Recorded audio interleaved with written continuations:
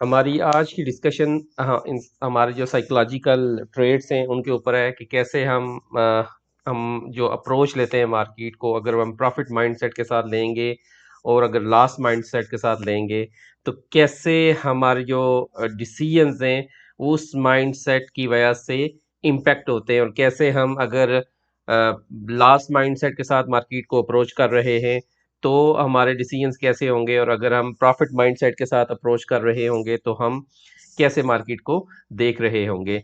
आज की हमारी डिस्कशन में आज मैं 10 इम्पोर्टेंट जो की क्रिटिकल साइकोलॉजिकल ट्रेड्स हैं एक आम इन्वेस्टर के ना, उनके बारे में डिस्कशन करने जा रहा हूँ। मेरा नाम अदनान सगीर है और आप मेरा चैनल रेडी सेट इन्वेस्ट देख रहे हैं। तो आइए आज की हम डिस्कशन को स्टार्ट करते हैं। जैसा मैंने आपको बताया कि हम आज की डिस्कशन में 10 जो की क्रिटिकल ट्रेड्स हैं उनके बारे में डिस्कस करेंगे। तो पहला जो साइकोलॉजिकल ट्रेट है वो इम्पल्सिवनेस है, कि आप क्विक डिसीजन करना चाहते हैं जिसमें कोई भी आपका होमवर्क है ही नहीं, सिरे से आपको पता ही नहीं कि आप ये स्टॉक क्यों बाय कर रहे हैं, आपने इस स्टॉक को कहाँ सेल करना है, किस जगह एग्जैक्टली जाके आपने अपना प्रॉफिट बुक करना है, और कौन से सर्टेन क्राइटेरियाज हैं जिसकी वजह से आप ये स्टॉक ले रहे होते हैं। आपको एक स्टॉक नज़र आ रहा होता है, किसी ने आपको बताया है, कहीं आपने सोशल मीडिया पे सुना है, और जस्ट एक हाइप में आके आपने, या एक क्राउड जो एक मेंटेलिटी या क्राउड थिंकिंग में आके आपने एक इम्पल्सिव डिसीजन लिया और आपने उस स्टॉक को बाय कर लिया। तो पहला जो ट्रेट है जो वो इम्पल्सिवनेस है, ठीक है, कि आपने क्विकली डिसीजन किया विदाउट एनी होमवर्क।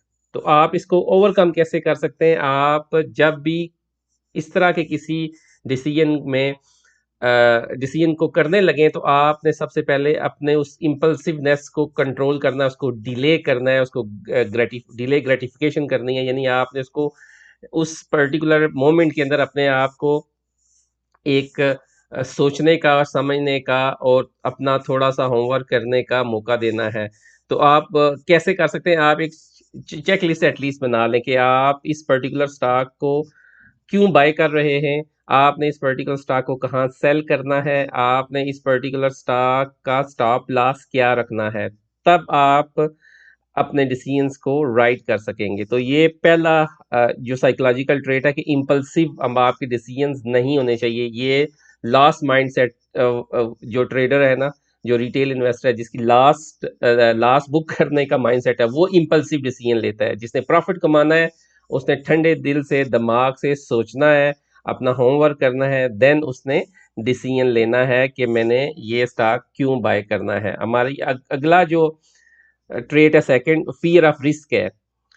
जो रिस्क है ना, नुकसान का बहुत ज्यादा डर, वो भी जानलेवा साबित हो सकता है। कि आपको नजर आ रहा है, आपने अपना होमवर्क कंप्लीट कर लिया है, आपने उसके फंडामेंटल एनालिसिस किया है स्टॉक का, आपको पता है कि ये अब स्टॉक मुझे अच्छी प्राइस में मिल रहा है, उसकी अर्निंग्स अच्छी हैं, उसका फ्यूचर जो प्रॉस्पेक्ट्स हैं वो अच्छे हैं।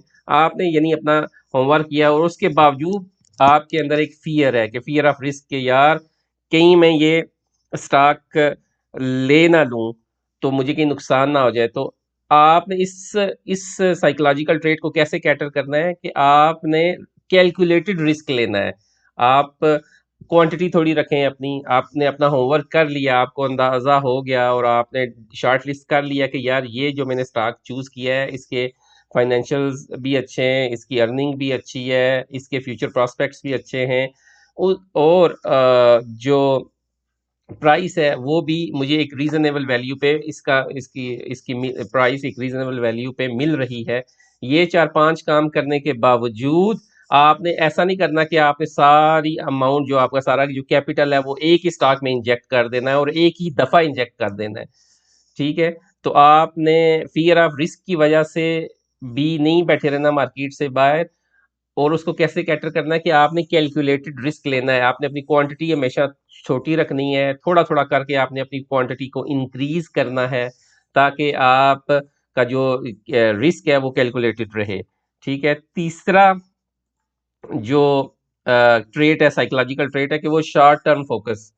हम वो क्या कहते हैं ना, डेढ़ होशियार बनने की कोशिश करते हैं। हम कहते हैं कि ये मैं इस स्टॉक के अंदर अभी एंट्री लूंगा और 5% के प्रॉफिट के ऊपर इसको मैं सेल कर दूंगा, सॉरी।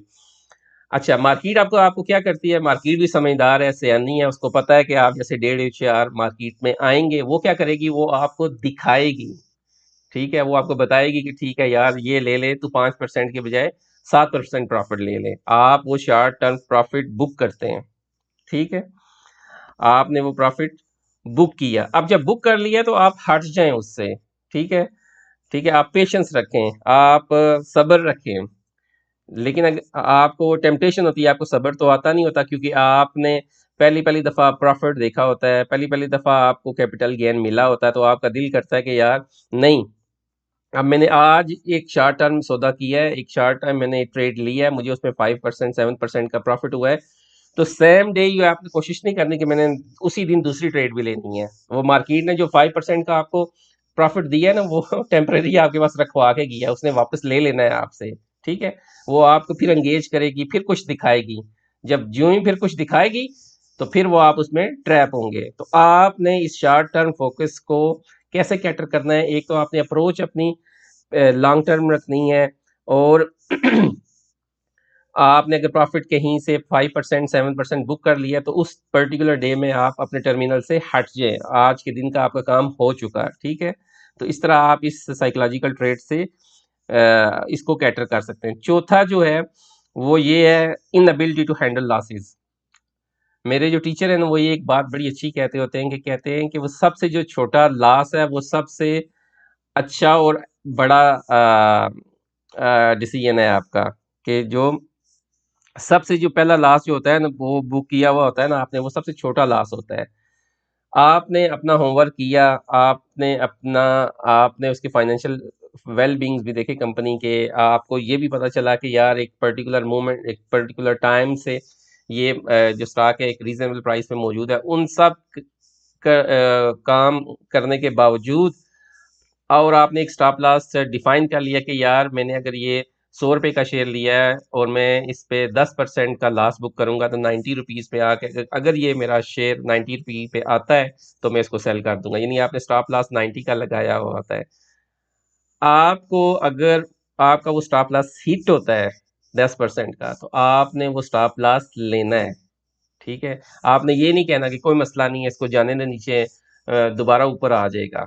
एक जो आपने डिसिप्लिन बना लिया है, आपने उसको मेंटेन रखना है। ठीक है, यानी इसको आपने कैसे हैंडल करना है? डिसिप्लिन के साथ, रेजिलियंस के साथ हैंडल करना है, अपने लॉस को एक्सेप्ट करना है। मैंने आपको पहले बताया है कि सबसे जो पहला लॉस होता है, सबसे जो छोटा लॉस होता है, वो सबसे जो पहला लॉस होता है, वो सबसे छोटा लॉस होता है। ठीक है ना, आपने वो बुक कर लेना है। आपने ज़्यादा नहीं कोशिश करें, डेढ़ होशियार नहीं बनना कि नहीं 15% तक जाएगा या ये वापस आ जाएगा। जब वो उसने अपना ट्रेंड शिफ्ट कर लिया है, तो हो सकता है वो 10% से 40% लास्ट पे चला जाए, तो फिर आप हाथ मलते रहें। तो आपको, आपके अंदर ये एबिलिटी होनी चाहिए कि आप अपने लॉसेस को हैंडल कर सकें। उसके बाद पांचवा जो है वो ये है कि ओवर कॉन्फिडेंस। ओवर कॉन्फिडेंस से मुराद क्या है? मैं इसको पहले के साथ ही रिलेट करूंगा कि हम कहते हैं कि अगर हमने ये लॉस अपना डिफाइन कर लिया कि 10% स्टॉप लॉस के ऊपर मैंने ये पर्टिकुलर स्टॉक को सेल कर देना है, और वो स्टॉक चला जाता है 15% में, तो आपके जहन में एक बात आती है कि यार कोई मसला नहीं, मेरे पास तो पैसे हैं, कैश है, मैं इसको एवरेज कर लूंगा। ठीक है, या कोई बात नहीं, कोई मसला नहीं है, ये स्टॉक हो सकता है वापस आ जाए, तो मैं इसको यहाँ सेल कर दूंगा। तो कभी भी ओवर कॉन्फिडेंट नहीं होता। आपने जो अपना होमवर्क किया है, उसके हिसाब से अगर आपका स्टॉप लॉस हिट हुआ है, तो आपने वो प्रॉफिट बुक कर लेना। अपने आप को तीस खान नहीं समझना, अपने आप को ओवर कॉन्फिडेंट नहीं समझना मार्केट, क्योंकि मार्केट जो है ना, वो आपसे ज़्यादा होशियार है। मार्केट को पता है, मार्केट को फ्यूचर का पता होता है। आपकी जो आज ट्रेड्स हो रही हैं, वो बेस्ड ऑन फ्यूचर अर्निंग के ऊपर हो रही होती हैं। तो वो जो स्मार्ट इन्वेस्टर है, उसको पता है कि इस पर्टिकुलर कंपनी के कैसे रिजल्ट्स आने वाले हैं। तो कभी भी आपने डेढ़ होशियार नहीं बनना, डेढ़ शाना नहीं बनना। कभी नहीं ये सोचना कि मेरे पास बहुत पैसे हैं, मैं उसको एवरेज कर लूंगा। पाकिस्तान स्टॉक एक्सचेंज में अगर किसी ने हेस्कोल को देखा हो, तो हेस्कोल ने आई आई बिलीव 200 से ऊपर का अपना हाई मारा था, और आज वो 6 रुपए का बिक रहा है, या 7 रुपए का। तो कभी भी ये नहीं कहना कि नहीं मेरे पास पैसे बहुत है, तो मैं उसको एवरेज कर लूंगा। ठीक है, उसके बाद छठी जो चीज़ है वो ये है कि चेजिंग हाइप। इससे मुराद क्या है कि आप ट्रेंड को अंधाधुंध मत फॉलो करें। इसकी मिसाल मैं अक्सर जो मैं देता तो अपने दोस्तों के अंदर वो मछेरे की है। जब जब एक मछेरा अपनी जो हुक है ना, अपनी जो कुंडी है, जो वो जब समंदर में या दरिया में डालता है, तो जो मछली उस हुक को देख रही होती है, उसके साथ एक झींगा बंधा हुआ होता है, तो उसको वो शिकार नजर आ रहा होता है। तो हर जो मूविंग जो चीज होती है ना, आपने उसके पीछे नहीं जाना, आपने हाइप को चेज नहीं करना। ठीक है, अगर कोई स्टॉक अनप्रेसिडेंट किस्म की मूव दे रहा है और उसके फाइनेंशियल्स भी बेकार हैं, उसकी अर्निंग नाम की कोई चीज़ नहीं है, वो कंपनी बैंक करप्ट है, और आपने उसके ऊपर, अगर वो स्टॉक उसका मूव कर रहा है, ऊपर की तरफ जा रहा है, तो फॉर से उसके पीछे आपने नहीं जाना। आपका हिसाब भी उसी मछली की तरह होगा जो उस मूव होते हुए झींगे को, जो आप मछली के कुंडी के अंदर लगा हुआ था, उसको समझ रहा होता है कि नहीं, ये कोई शिकार है मेरा, वो खुद शिकार बन जाती है। तो आपने हाइप को चेज नहीं करना। ठीक है, उसके बाद सातवां जो ट्रेड है वो इमोशनल रिएक्टिविटी है। इससे क्या मुराद है? इमोशनली डर से, लालच से, फ्रस्ट्रेशन की बुनियाद पर आपने फैसले नहीं करने हैं। ठीक है ना, आपने ये नहीं सोचना कि नुकसान हो जाएगा, और आपने ये नहीं लालच करनी कि यहाँ अगर मैंने प्रॉफिट बुक कर लिया तो क्या हो जाएगा, मैं और मजीद प्रॉफिट बना सकता था। यानी इसकी बेस के ऊपर ना तो लालच और फियर और ग्रीड के बेस के ऊपर आपने फ्रस्ट्रेट नहीं होना, आपने इमोशनली रिएक्ट नहीं करना, आपने अपने इमोशंस को, स्पेशली फियर और ग्रीड को इंटैक्ट रखना है। ठीक है, उनको उनमें डिसिप्लिन रखना है आपने, तो तब जाके आप बेहतर डिसीजंस लेंगे। उसके बाद है एक आठवां जो ट्रेट है वो प्रोक्रास्टिनेशन है, कि आपके अंदर काहली और सुस्ती भी नहीं आनी चाहिए। आप के सामने आपको नजर आ रही है कि आपको ये ट्रेड मिल रही है, आपने सारा जो उसके फंडामेंटल्स हैं सही है, आपने उसका अपना होमवर्क प्रॉपर कर लिया, और उसके बावजूद आप मार्केट से बाहर बैठे हुए इंतजार कर रहे हैं कि शायद कुछ और मजीद आपको बेहतर अपॉर्चुनिटी या बेहतर को ट्रेड मिल जाए, तो आपने काहली और सुस्ती का मुजाहिरा नहीं करना। ठीक है, आपने अपनी स्ट्रांग एनालिटिकल स्किल के साथ को अप्लाई करना है, और देखना है कि इस पर्टिकुलर स्टॉक के अंदर मुझे एंट्री लेनी है या नहीं लेनी, और सॉरी, नहीं लेनी। ठीक है, 9 नंबर जो ट्रेट है कि निग्लेक्ट ऑफ कंटिन्यूस लर्निंग। ये समझ लेना कि मुझे अब सब पता है, मैं सारा कुछ जानता हूँ, मुझे अब सीखने की कोई ज़रूरत नहीं है। तो ट्रस्ट मी, मार्केट आपको हर रोज़ एक नया सरप्राइज़ देगी, एक नए सरप्राइज, एक नई मूव देगी। देखें, एक जो प्रोफेशनल क्रिकेटर होता है, ठीक है, या एक प्रोफेशनल फुटबॉलर होता है, उसको सारी टेक्निक्स आती हैं। ठीक है, अगर आप बाबर आजम की मिसाल लें या विराट कोहली की मिसाल लें, ठीक है, जो इस टाइम दुनिया में टॉप के जो बैट्समैन हैं, तो वो हर रोज नेट्स में प्रैक्टिस करते हैं। उनको पता है, उन्होंने हर तरह की बॉल खेल ली हुई है, उन्होंने बाउंसर भी खेल लिया, यॉर्कर भी खेल लिया, शॉर्ट पिच भी खेल ली, सब बॉल्स को उन्होंने फेस किया। दुनिया के तेज बॉलर्स को फेस करने के बावजूद वो डेली नेट प्रैक्टिस करते हैं। तो कभी भी आपने जो लर्निंग है उसको निगलेक्ट नहीं करना, अपनी लर्निंग को हमेशा जारी रखना है। और मार्केट आपको रोज कोई ना कोई चीज़ नई सिखा रही होती है और सिखाती है। आपने अपनी लर्निंग को कभी भी ये नहीं समझ लेना, अपने आप को हरफ आखिर नहीं समझ लेना कि नहीं, अब मैंने ये अपना ज़हन बना लिया है या मेरा ये एक नॉलेज बन गया है, तो इसके अंदर कोई भी तब्दीली नहीं आएगी। ठीक है, तो आपने क्यूरियस रहना है, आपने अपने आप को ओपन रखना है, और कंटिन्यूस अपने लर्निंग को जारी रखना है। आखिरी जो ट्रेट है, 10वां ट्रेट, वो है इनकंसिस्टेंट स्ट्रेटजी।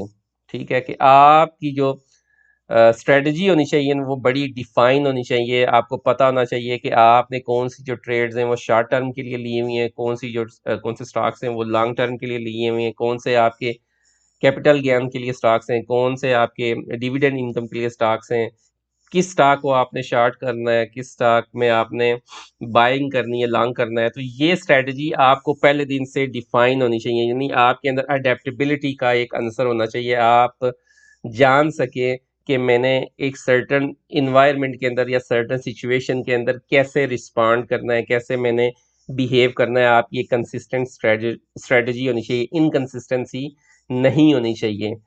तो आई होप कि आपको ये आज की डिस्कशन पसंद आई होगी, आपको मज़ा आया होगा। मैंने तो पर्सनली बड़ा इंजॉय किया है, और मेरे लिए भी एक न्यू एक एस्पेक्ट है, न्यू डायमेंशन है चीज़ों को देखने का। और मैं भी फॉर श्योर कंटिन्यूस लर्न कर रहा हूँ चीज़ों को।